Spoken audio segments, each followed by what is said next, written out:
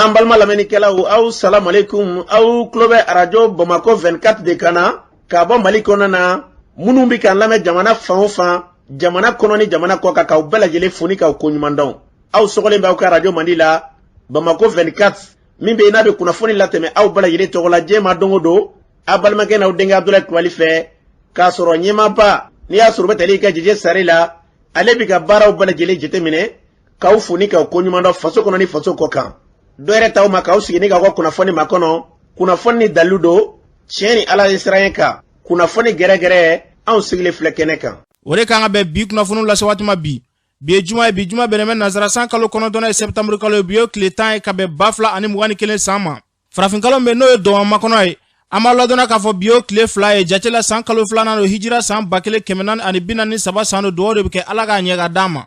bakuruba fɔla bi kunnafoniw filɛ k'aw ladɔnna k'a fɔ sɔngɔ kɔni datugulen don kabini kuma jan kunungo a yirala k'a fɔ ko an ka finitigilakaw ye munumunu salo kɛ ni avion ye ko kɛra cogo jumɛn kunnafoni ɲɛfɔli ko la Segu marabolo la dugu min n'a bɛ wele ko Bogo wɛrɛ kunungo maa dɔ fure kɔni yela olu ka kandari kɔnɔna na ko kɛra cogo jumɛn kunnafoni ɲɛfɔli ko la Sikasokaw fɛ yen nɔ moto taxi ni bolibaga dɔ ale fure kɔni yela kunungo o ko kɛra cogo jumɛn kunnafoni ɲɛfɔli ko la fo ka taa se an ka jamana kɔnɔna na bi an ka premier ministre Choguel Kokala Mayiga kunungo ale ni ambassadeur ye ɲɔgɔn ye o ko kɛra cogo jumɛn kunnafoni ɲɛfɔli ko la dɔgɔfranga kɔnɔna na an ka ministre de la refondation ale ni an ka jamana maabaw ye ɲɔgɔn ye o ko kɛra cogo jumɛn kunnafoni ɲɛfɔli ko la nunu de bɛna kɛ kunnafoni la kumaba ye ka fara kunnafoni wɛrɛ kan ka lase aw ma o denkɛ n'a balimakɛ fɛ Sidiki Kulibali Ala k'a ɲɛ ka d'an ma kunnafoni an b'a daminɛ k'a ladɔnna k'a fɔ Kalilu Dumiya n'ale ye Faranjala fanga maa ɲɛmaa kɔrɔ Bandaw ale ka cakɛyɔrɔ ɲɛmaa tun don kunnafoni kɔni kun carilen don k'a yira k'a fɔ ko Kalilu Dumiya k'ale tununa kabini ntɛnɛn tɛmɛnen ye septembre kalo tile 6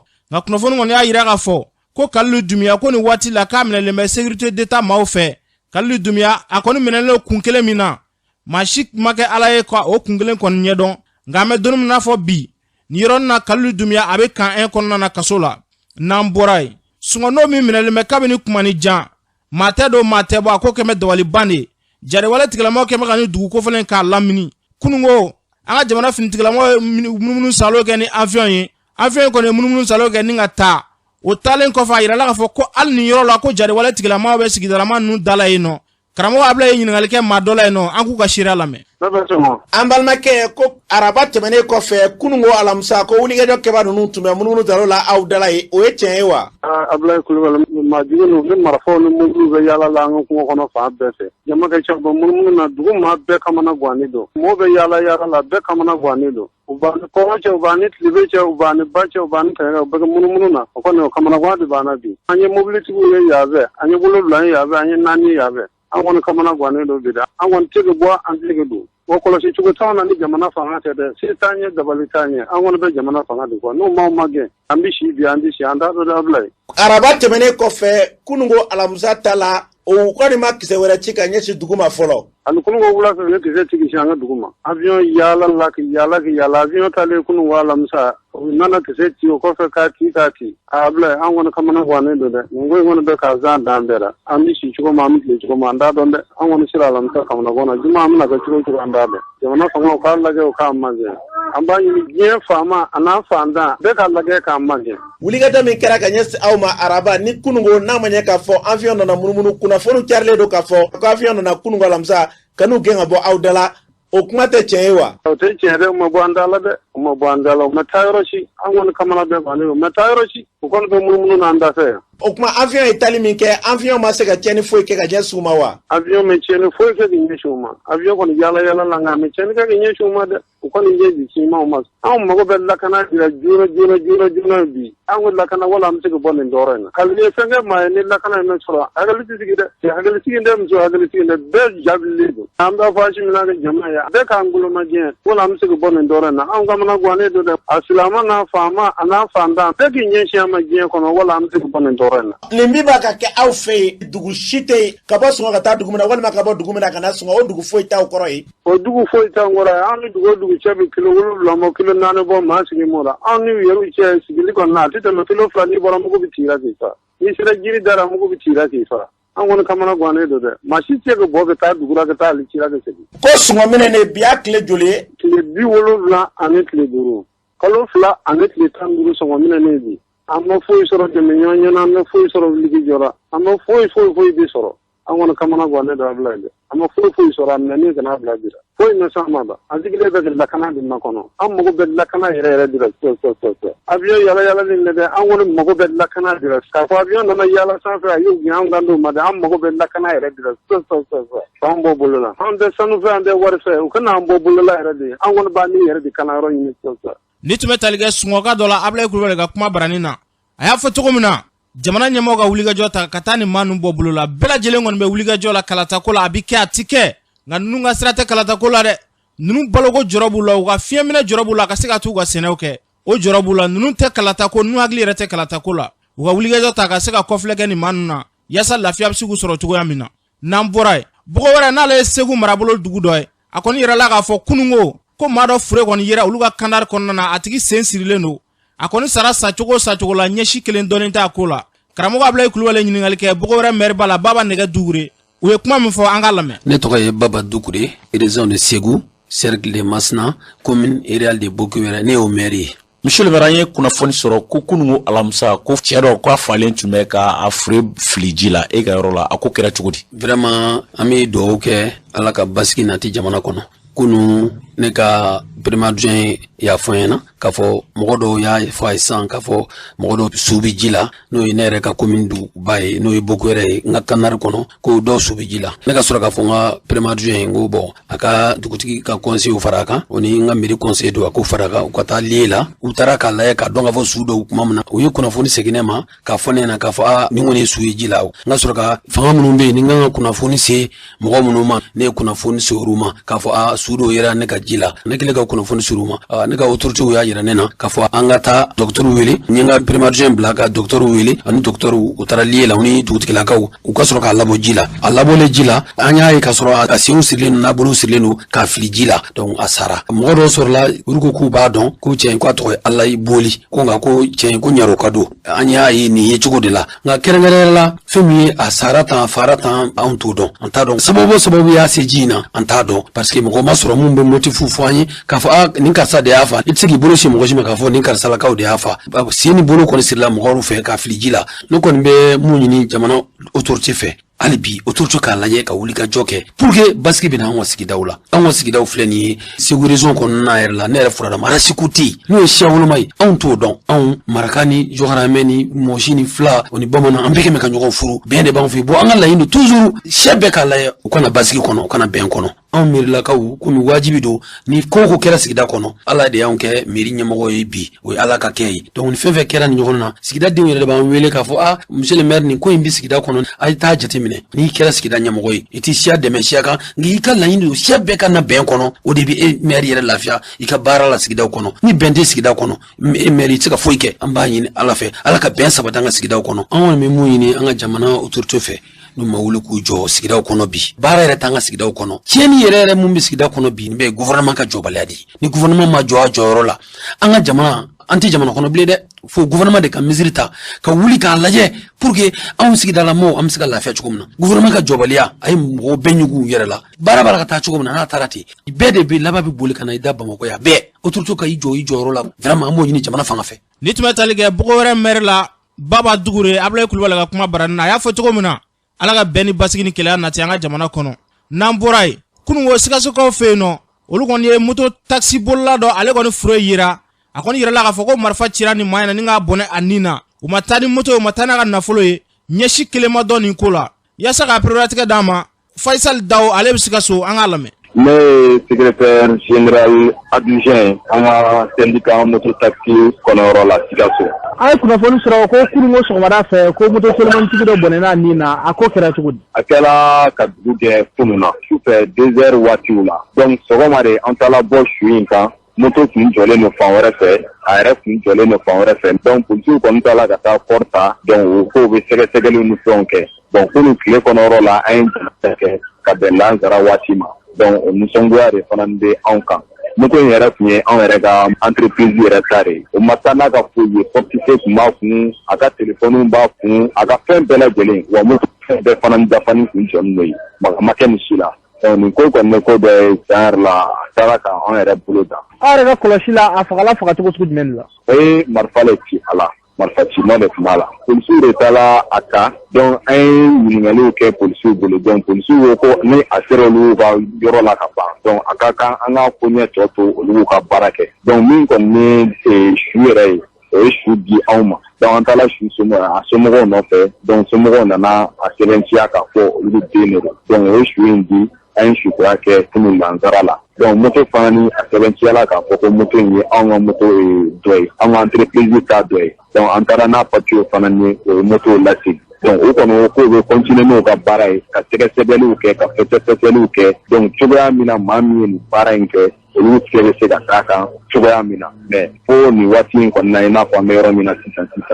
donc kunnafoni wɛrɛ kɔni ti anw bolo polisiw ka niveau la u ka enquête taga bolo kan. I y'a yira k'a fɔ k'a bɔnna ni na moto ma taa wa u ma taa ni a ka portemoni fɛnɛ yalima gɛlɛya tun b'a ni dɔ cɛ a ka kɔlɔsi la wa. Gɛlɛya tun tɛ ani maa si cɛ wa min yɛrɛ fatula ten ni kisɛ kɛla la ani bɛɛ lajɛlen kun ka di baara in kɔnɔ yɔrɔ la k'a fɔ ko règlement de compte foyi tun tɛ ani maa si ni ɲɔgɔn cɛ a baarakɛ ɲɔgɔn cɛla la. An kɔni ye nin kɛ bingannikɛlaw dɔrɔn de seulement nin waati in na moto taxiw sɛgɛlen don anw bolo kosɛbɛ sufɛ dugu tilama fɛ tuma bɛɛ o bɛ clients bɛ yɛlɛ dɔ kɔfɛ o b'o ta n'o taara se mɔgɔw sen ka dɔgɔ yɔrɔ min na o bɛ maramafɛnw bɔ k'a jɔ o la an ka moto di donc walima an b'i faga donc a tigi b'a ɲini na ka na o ye moto di o ma o bɛ taa ni moto in ye an ka moto caman tagara nin cogoya in na yen ci laɲini caman kɔni bɛ anw fɛ ka ɲɛsin jamana ɲɛmɔgɔw ma a fɔlɔfɔlɔ ye an yɛrɛ ka lakana ye donc jamana ɲɛmɔgɔw bɛ se ka fɛlɛ kɛ cogoya min na ale ni jamana faamaw bɛ se ka fɛlɛ kɛ cogoya min na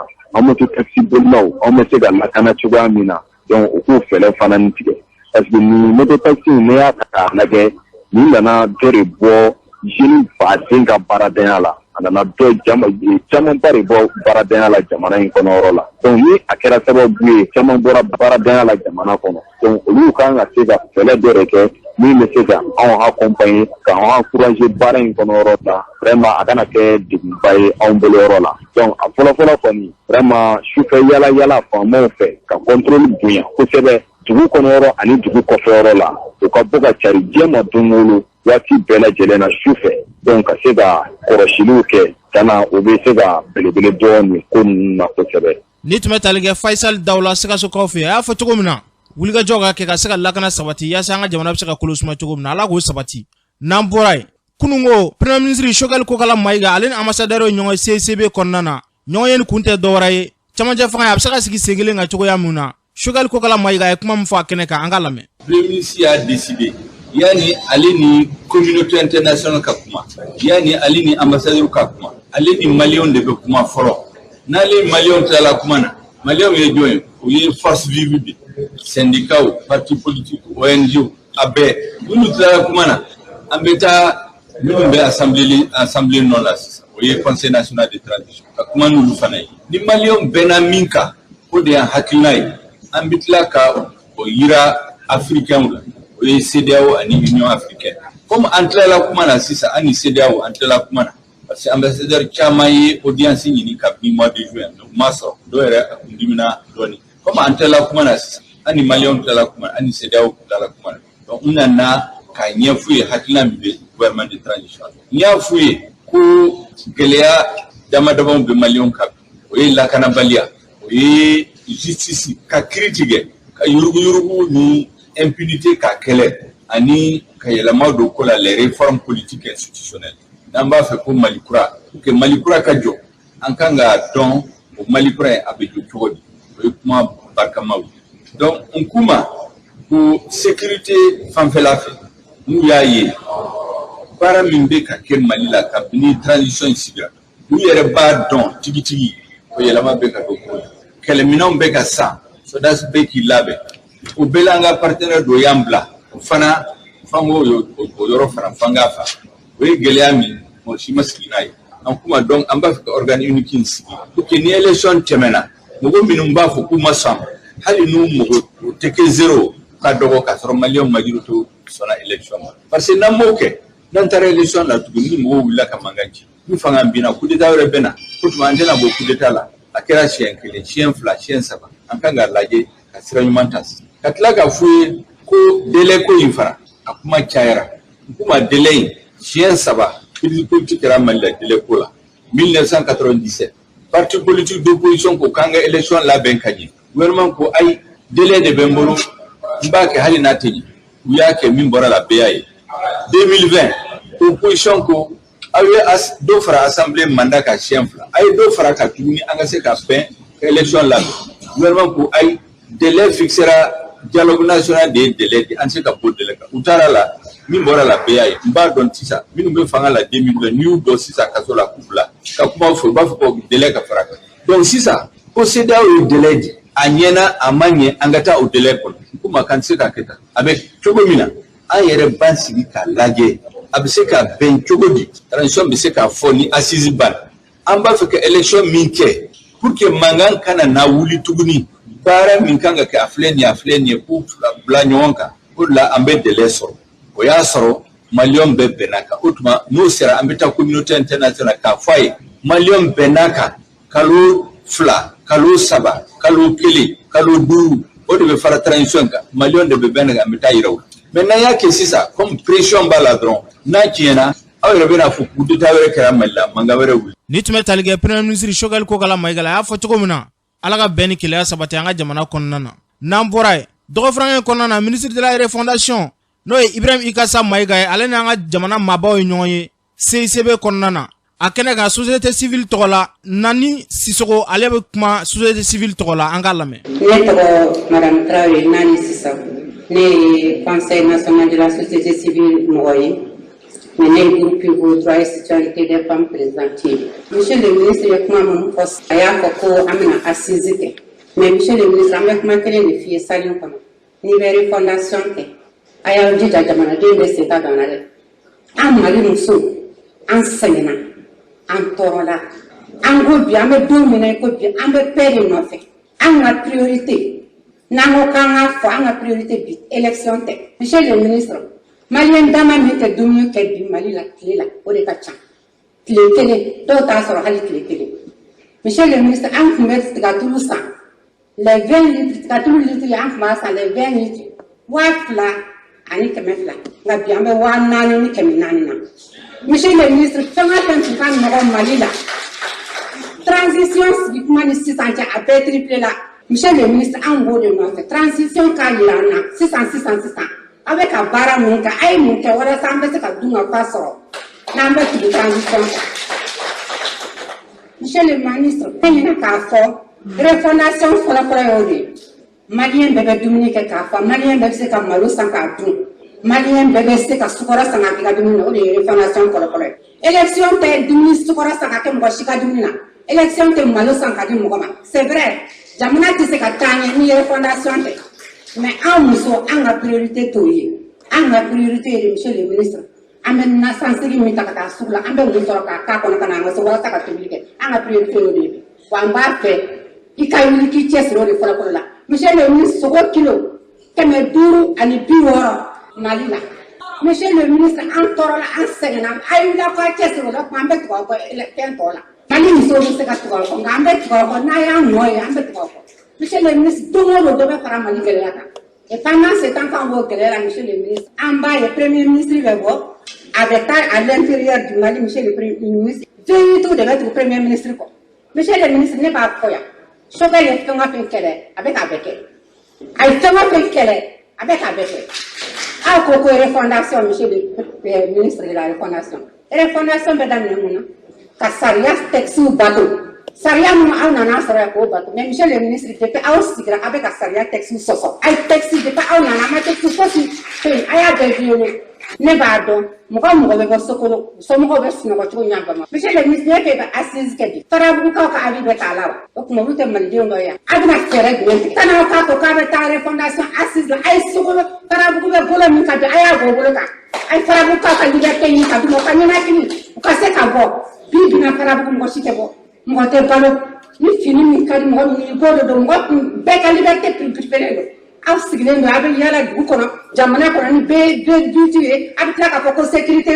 refondation pendant ce temps d'autres c'est ka haish tabo bes na ko tugamna be dumni ka tugamna nituma talge trawara ga from so nani Sissoko société civile tola namboray a certain nyama no isa kawjumie ala yira ka fo kale ya fo ka kro ko shugal ko la maiga ko atese bi atese shini ko wakale bi sega kan ko shogel ye fɛn fɛn fɔ ko sana ka na k'a bɛ na fɛn fɛn kɛ k'a tɛ ka se k'a si kɛ an ka Isa Kawujim lamɛn. C'est-à-dire que Shogel c'est une déception politique. C'est-à-dire adamaden n'i ye kɛlɛ kɛ kun min kama M5 n'est rien d'autre que la volonté du peuple. N'i y'a an sera ka fara ɲɔgɔn kan an tɛ kelen an bɔrɔ tɛ kelen an bɛɛ fara ɲɔgɔn kan parce qu'on avait une convergence de vie ka i bɛ k'a gɛn ka bɔ fanga la. Shogel y'a signé, ne y'a signé, Cheikh Oumar y'a signé. C'est les vrais trois signatures. Fɛn fɛn bɛ na f'i ye o bɛɛ ye maquillage de. Kuma jumɛn fɔra ka i bɛ k'a gɛn ko régime corrompu oligarchique o ye tiɲɛ ye wa? N'o ye tiɲɛ o régime corrompu oligarchique o de bɛ falen o. On veut changer parce que le peuple de Ibeka gagne. C'est de ma guerre. Moi, je ne suis pas dans ça. Soit on fait, soit on ne le fait pas. Mais moi, je ne veux pas être complice du faux, du mensonge politique. N'tala. Assisi ou conférence nationale, elle doit être souveraine. Mon problème, c'est la souveraineté. C'est le peuple qui doit trancher. Ce n'est pas le parti politique. Ce n'est pas les religieux. Ça veut dire que le peuple bête d'abe doit là. Bien, mon akéminga, on va appliquer. Ni a bi, il y a 500 millions de mouvements, no IRD. Parce que Nigoko, FSD, IRD de Dogoy. Toi, nous y farangani 500 millions pour contester le régime. Au coup de Shogel a signé, ko ibeka e soin, kaka régime e soin, ko ku genga bo fangala. Cheikh Oumar Sissoko a signé ko sondo, kaka régime e soin, ko ka genga bo. Ne a signé ko sondo, ko genga bo fangala. Peuple bora o de kama, ko donc ko corrompu do, ko oligarchie do, ko mo damado de farna nyonga. Beka jamana mara, jamana don tokora kalonka. Collection fait bekera ka bekera kalonka. Ko ibeka genga bo fangala. Ko kana ni système kura, o de ma foi. Tout le monde a une transition d'amener. Shogel est mieux fort. Que transition ma kungoloka. Que les colonels de Kati soient incompétents. Que les jamana na foloka. Que les jamana donga dana toi. Quand on a la politique à quoi ta forna. Shogel me voit. Shogel est à faire ma fort. On y fera dirima. Tu t'assumes? Mais moi je sais qu'à t'essayer. Shogel bora gado mobile ko lokata populisme ko avec Nyamanche. Amado Benyana no kata omnisport dala. Aïta omnisport dala jebi. Akera kuluye. Populisme maseka Nyamanche mo be jamana kalfoma. Shogel nu wala ko mo ka so chira ku ka boga na meeting la. Ko to bitar ka graji gono. O mo mu yoro chira. Ku zona reporter la. Shogel do akuma ku ta domaine mo wala ku domaine mo ka kuma. Ne kuma ya. Shogel ba fo on n'est pas là pour faire ce que la CEDEAO veut. C'est le peuple qui décide. Maintenant, ni Shogel ni Faga Direma, et nana bandawe kalo konontonke, et quoi maï, il nana, la première des choses, c'est d'évaluer les 9 mois de bandaw. Ah, bandawe 9 mois minke, sur les 18 mois, tiers la barra maquée à hauteur de 18 mois. Donc moi, je ne peux pas endosser la responsabilité en 9 mois qu'à transition doit akuna. Shogel et Faga taïmoufo, qu'on la transition, la date sera respectée, et qu'il est dans le délai. À ma foi. Mais il a dit, c'est pour ça que nous on va trancher. Parce que Shogel c'est l'élection gay, il ne pourra pas le faire. Beba do jamana min kono srate lakanante kalante balote frakelite foite e bena chogo mana ko ata élection là pour faire quoi c'est de ta fanga ta droit la ga de munu jamana karima bi yebe c'est l'élection e bi adema URD RP o be fanga ta ubata donc ça veut dire que jamana tonyo jamana don tonyo les gens sont morts pour rien et c'est Shogel qui va nous amener dans ça. Ne a fait débat d'amener la TC, voilà mes raisons. La Guinée n'est qu'au coup tranché, non, il faut être, ça veut dire que moi, je quoi. Nitme talige Isa Kawujim na aserte nyama. Framafon yera dama nyon kinyorodon. Nam borae. Nyoro sherifuke buye aidra. Ale kon ya yira ka foko chamanje fanga ka leba deme bia ba deme shini. Wako chamanje fanga ka ka toyno aka sanfla de ke yasa jamana bisaka basiki tugo yamna. Buye kuma mfo anga la medobo ga yelema. Tomara kono de munu bia no ani munu be ko fe. Ale ma foko ko surasu kana doro ulu fanga ka to ulu bolo kudai ale mo fore nga no surasu sisa am mali jamana kono de nambe lafiya nyina anyire an kan wuli kan tesiri ka nyini nanu surasu munu flene wati ka duma wati min se ka to ka ko basigi ka lakana nati ka ko dia ni am se ka hakli basigi se ka so ako ni nyani ani ni banjambra ni tisika dla kalo damadamani kono kalo fla kalo saba kalo nani kono ako kelebe yenfe fagali be yenfe na folotia be yenfe ni be sika dla kalo damadamani kono siani bia bingani bia la buda wati de gaduma ako akaka amali jamana kono don anka lanyini anka nyini kafo nunu sarasul mo amana doya chocho sans flaque ni kaduma ukase ka fon wala ona taota ni sans flaque ana taota sans flaque mi nyara obetse kala seki sans flaque onanga una seka do kenike production ni yawati miye okonana au kaulabe au ko perperela tieka dla ko benale au de euro tun avec élection mi menake a organiser la kanya akanga de la choramina jatemina kelen do ala jatemina kelen do ala ka sɔrɔla fili tɛna k'a la min kan ka dilan yen fɛ o bɛ dilan min kan ka dilan yan nɔ a bɛ dilan ani lakana o fana ka na basigi o fana ka na jamana kɔnɔdenw an fana kan hakili sɔrɔ yɛrɛ an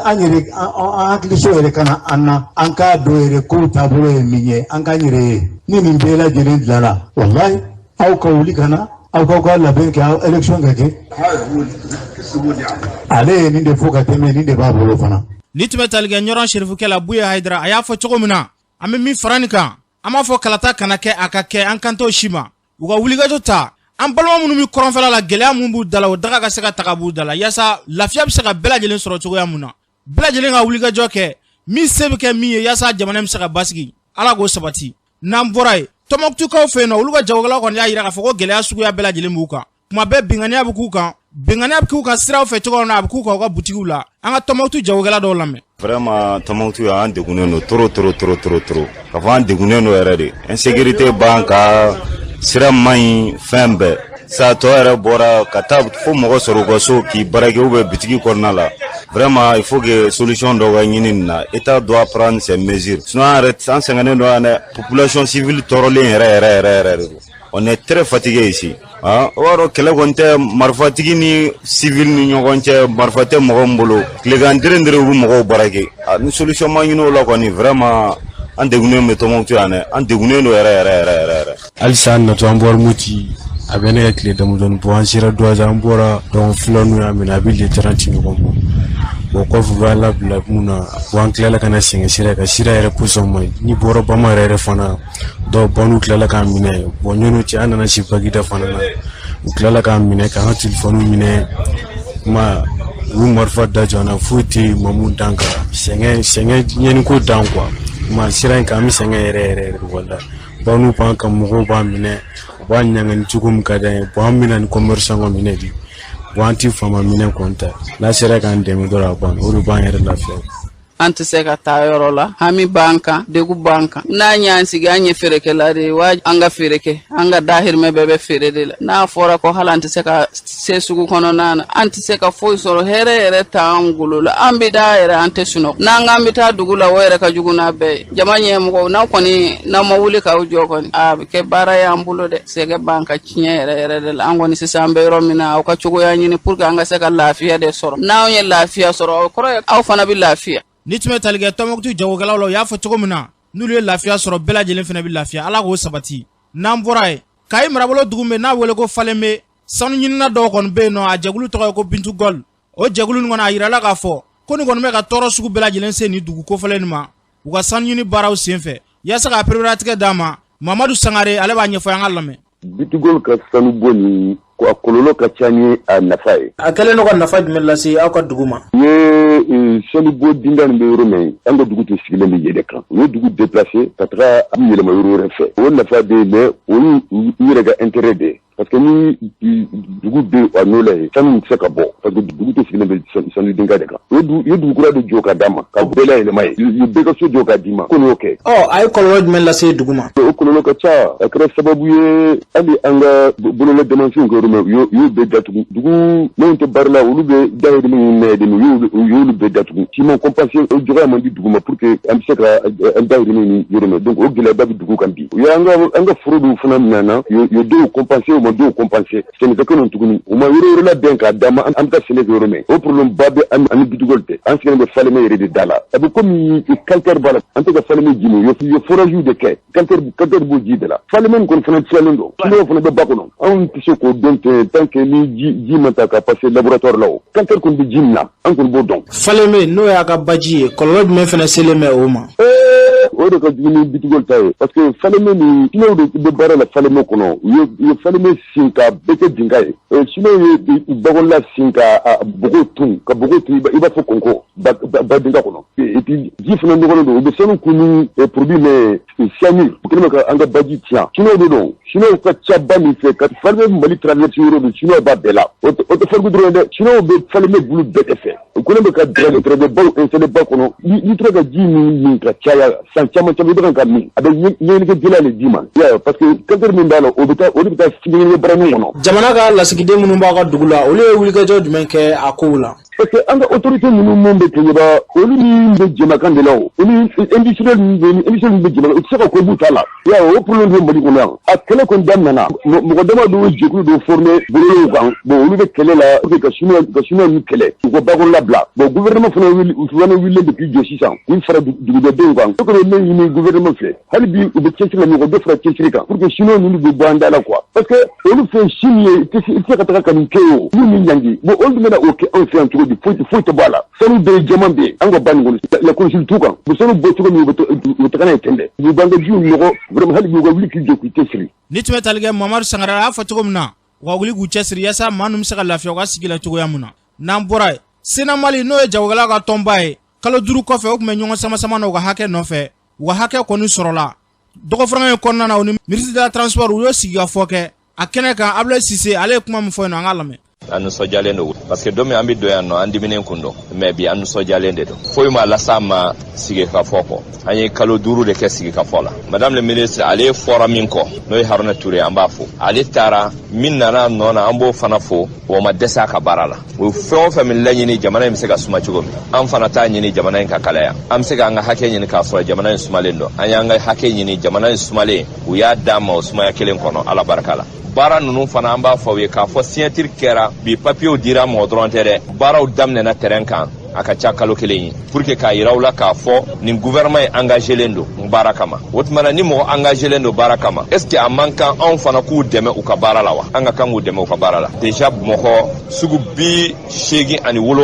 an y'o état de lieu kɛ fɔlɔ o ye domaine ka niveau ye niveau tɔw bɛ yen nɔ transport ala barika la u ka doléance fɔlɔfɔlɔ olu dɔw kɛra ka ban an bɛ se k'a fɔ boucherw olu fana k'u mago bɛ fɛn min na n'o ka gɛlɛn ni fɛn bɛɛ ye baara dɔw kɛra o la ka ban depuis dossier yɛrɛ ma don anw bolo o ye terrain kan baara daminɛ n'an ye o tumana o diyara an ye an b'u fo n'u jɔra yɔrɔ o yɔrɔ ni ala sɔnna ma nin groupe ba 4 u b'u jɔlen u kɔfɛ ka d'a kan mɔgɔ min ko k'a b'i mago dilan i fana ka kan k'a dɛmɛ o tumana an ye fɛn ye nin gouvernement in na an ka maliye la ne kɔni bɛ se k'a fɔ ne ka maliye la ma yɔgɔ ye fɔlɔ parce que ni hadamaden ye ɲuman k'i ye i ka kan k'a dɔn a ye ne ka maliye la ma deli k'a ye k'a fɔ u ka accepter ko titre ka kɛ Mali suguw la ni nin tɛ ko nɔgɔman tɛ dɛ musaka b'a la fɛn bɛɛ b'a la mais u y'a accepter o tumana engagement min u y'a ta a timoko ɲuman an bɛ ala de deli ala k'a nɔgɔya olu ye a timinandiya ala k'a nɔgɔya anw fana ye k'u accompagner an b'aw fana fo an bɛ bɛɛ lajɛlen fo fɛn o fɛn min kɛnɛ kan. Ni tun bɛ tali kɛ Sena Mali ɲɛmaa la Ablaye Cissé a y'a fɔ cogo min na ala ka bɛn ni kelenya sabati a kɛnɛ kan ministre ye kuma min fɔ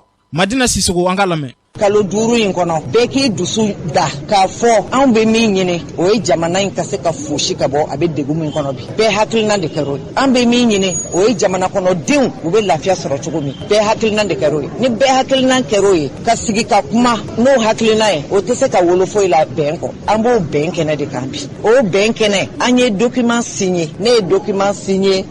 groupement 4 transporteurs ni conducteurs routiers b'o la consommateurs b'o la commerçants b'o la donc an ye o signé kalo tɛmɛlen le 27 juillet kalo tile 27 an y'a signé ministre tɔw o y'a sɔrɔ olu tɛ sur place n ye document ta ka taa di ministre tɔw ma u bɛɛ y'a signé bari u ka mɔgɔw bɛɛ sigira kuma in kɔnɔ u ye kuma in kɛ u ye kuma in u ka mɔgɔ minnu nana kuma in kɔnɔ o taara ka taa ɲɛf'u ye k'a fɔ an ye bɛnkan sɔrɔ an ye bɛnkan joli sɔrɔ bɛnkan 6 sɔrɔla transporteur ni routier la bɛnkan 5 sɔrɔla marché mɔgɔw ka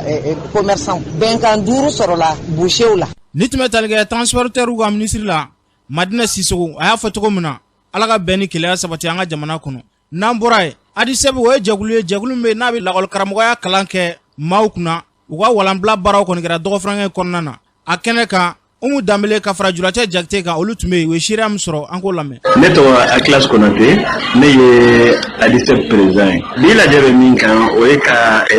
mɔgɔ min nana kalan kɛ an fɛ Adisɛbu ye tɔn ye min bɛ mɔgɔw kalan minnu bɛ fɛ ka kɛ maître ye monitrice b'o la premier cycle maître b'o la second cycle maître b'o la komi an ye an ka kalan kun cɛ donc bi de an bɛ na ka na attestation d'u ma ka sɛbɛn d'u ma min b'a yira k'a fɔ u ye kalan kɛ an bolo o ni min bɛ ka sababu ye u ka baara ɲini ni o ye an b'o de ladon aya e bɛ se ka dɔ fɔ an ye modèle la a y'o kalan modèle mun ni modèle mun na. Kalan kɔni an bɛ se ka fɔ fan fila de don. Moral professionnel o kɔrɔ ye maîtrise yɛrɛ i kan ka jogo min ta maîtrise kɔnɔna na. Ni kɔni kɛra maîtrise i ni tɔw tɛ kelen ye i kan ka jogo min kɛ i kan ka kɛ misaliya ɲuman ye cogo min na taabolo minnu kan ka taa walasa denmisɛnninw ka se ka kalan ka ɲɛ mansaw ka nimisiwasa sɔrɔ o ye fɔlɔ ye. Filanan o ye an b'a fɔ ma didactique de discipline o kɔrɔ kalan bɛ kɛ cogo min kilasi kɔnɔ an bɛ o kalan o y'a fanba fila mɔgɔ minnu nana tiɲɛ na u ye lamɛnni kɛ u participera u y'u bolo don baara bɛɛ lajɛlen na